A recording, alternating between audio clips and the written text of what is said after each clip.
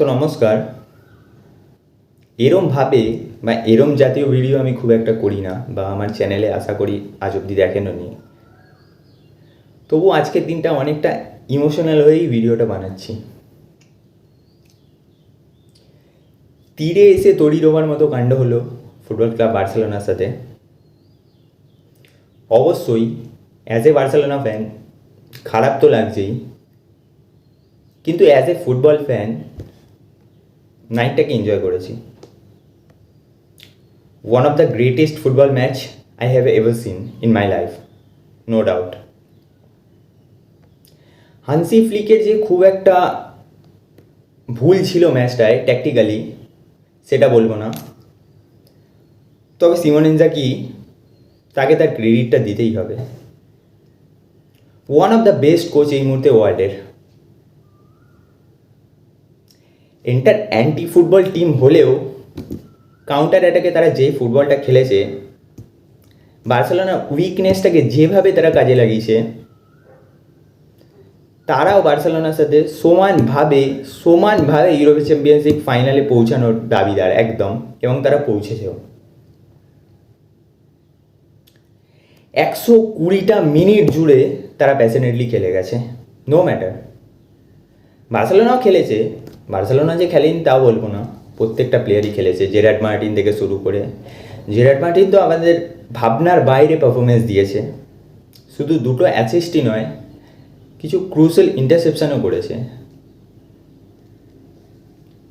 সব কিছু মিলিয়ে একটা ডিসঅ্যাপয়েন্টিং রাত বার্সেলোনা ফ্যান হিসাবে, তবুও মানিয়ে নিতে হবে।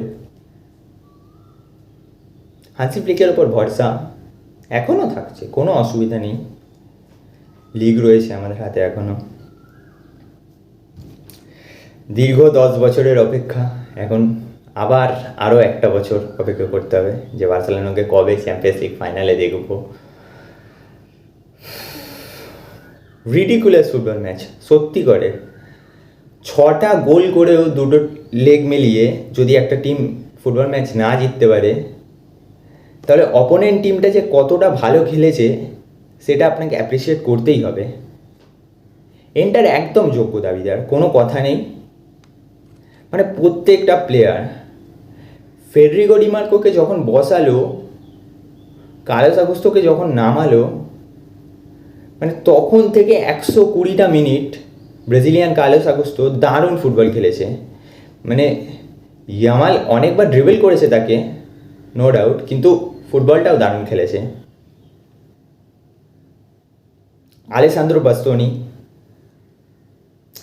কেন এতটা আন্ডাররেটেড ইটালিয়ান ফুটবলাররা বুঝতে পারি না। আলেসান্দ্রো বাস্তোনি নিজের কেরিয়ারের one of the best football match কাটিয়েছে, এটা one of the best football match.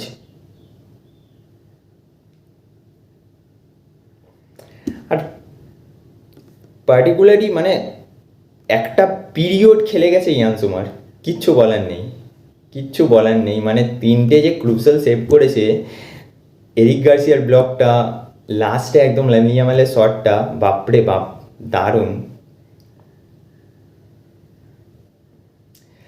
বার্সেলোনার ঘাটতি ছিল না ম্যাচটায়, এটার পুরো প্যাশন দিয়ে খেলেছে, কিছু বলার নেই।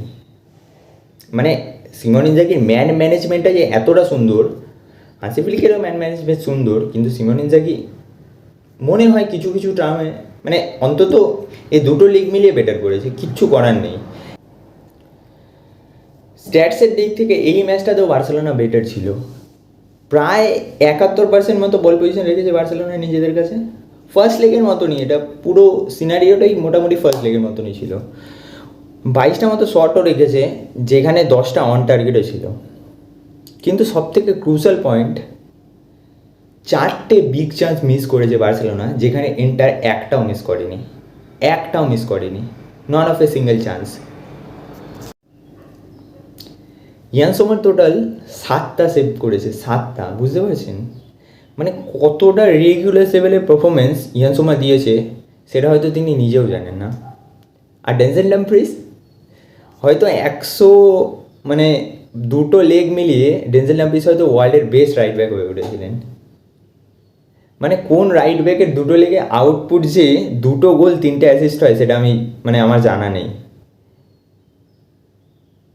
লং বল কাউন্টারে এটা ধরা ছোঁয়ার বাইরে বার্সেলোনার হাইলাইনকে যেভাবে নাকানি চোবানি খাইছে লং বল কাউন্টারে, মানে মাথা খারাপ করে দেওয়ার মতো।